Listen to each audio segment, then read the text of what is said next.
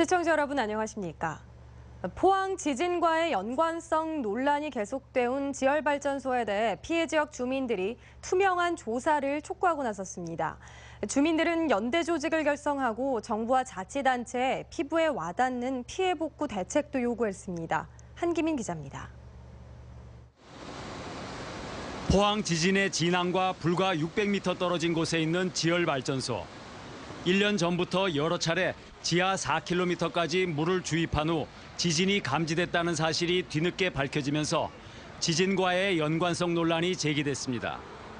정부가 공사 중단과 함께 조사에 나섰지만 피해 지역 주민들의 의혹은 갈수록 커지고 있습니다. 급기야 흥해읍 등 북구 지역 주민들은 범시민 대책본부를 창립하고 철저한 의혹 규명을 촉구하고 나섰습니다. 주민들은 지하 물 주입 과정에서 미소 진동과 지진이 발생할 수 있고 실제로 발생했는데도 사업자와 정부 모두 이 사실을 숨겼다며 모든 자료 공개와 투명한 조사를 촉구했습니다. 미소 진동이란 것은 그 지진입니다. 4.0까지 발생할 수 있습니다. 과연 지열발전소가 어떻게 포항의 지열발전소 밑을 해집어놨는지 그 아무도 모릅니다. 주민들은 또 정부와 자치단체의 지진 피해 복구 대책이 태풍 등 풍수의 차원에 머무르고 있다며 피해 규모가 넓고 깊은 만큼 주민들이 체감할 수 있는 대책을 내놓으라고 요구했습니다. 공동주택 같은 경우에는 그 공동시설 보수하는데도 매덕이 지금 들어가기 생겼거든요. 단독주택도 완파, 반파 같은 경우에는 지금 사실 주민들이 거의 빚더미 앉게 돼 있고요. 포항 지진과 지열발전소의 연관성 여부는 아직 학계에서도 논란입니다. 산업통상자원부는 국내에서는 첫 사례라서 국내는 물론 외국인 전문가들로 조사단을 구성해 정밀 진단에 들어갔지만 결과가 나오려면 1년 이상은 걸릴 것으로 예상하고 있습니다. 지열발전소를 바라보는 지역 주민들의 의혹과 불안이 커지는 상황이어서 정부 조사 과정에서 과학적 검증 못지않게 투명성을 높이는 데에도 세심한 노력이 필요해 보입니다. MBC 뉴스 한기민입니다. 경상북도는 지역 균형 발전을 위해 내년 1월 포항에 환동해 지역본부를 설치합니다. 환동해 본부는 동해안 전략산업국과 해양수산국 등 2개 국을 비롯해 어업기술센터, 수산자원연구소 등 2개 사업소 규모로 구성됩니다. 도청 제2청사에 해당하는 환동해 본부는 새 청사를 건립할 때까지 포항 테크노파크에 입주해 운영됩니다. 내년 6.13 지방선거를 5개월여 앞두고 자유한국당 경북도지사와 경주시장 후보들의 출마 선언이 잇따르고 있습니다. 김영석 영천시장은 오늘 도청에서 기자회견을 갖고 동해안권 발전본부 2청사 승격 등을 공약하며 출마를 선언했습니다. 이에 따라 도지사 출마를 선언한 후보는 이철우, 김광림, 박명재, 남유진 등 5명으로 늘었습니다. 이동우 전 경주세계문화엑스포 사무총장도 오늘 경주시청에서 인구 2배, 일자리 2배 등을 공약하며 경주시장 출마를 선언했습니다. 이에 따라 경주시장 출마를 선언한 후보는 준하경 전 경북행정부지사 등 2명으로 늘었고 앞으로도 출마 선언이 이어질 것으로 보입니다. 포스텍이 방사광 가속기 구축과 운영사업 기관으로 선정됐습니다. 방사광 가속기는 지난 1989년 방사광 가속기 개발 계획에 따라 정부와 포스코가 공동으로 건설비를 들여 추진했으며 포스텍은 1994년부터 국가 지원으로 3, 4세대 가속기를 도입해 운영해왔습니다. 하지만 포스텍은 국비로 산 연구 장비를 소유하고 있다는 논란이 일자 지난 9월 정부의 기부 체납으로 가속기를 반환했고 정부는 지난 10월 가속기 운영기관을 공개 모집한 뒤 포스텍을 선정했습니다. 포스텍은 내년부터 5년간 정부에서 580억 원을 지원받아 방사광 가속기를 위탁 운영하며 또 200억 원의 자체 재원을 마련해 가속기를 활용한 연구 개발을 할 계획입니다. 경상북도는 내년 도정 방향을 일자리 창출과 4차 산업혁명, 농업 6차 산업발전, 도내 4대 권역별 균형 발전, 지방 분권 등 5개 분야로 정하고 오늘 도청에서 기자회견을 열었습니다.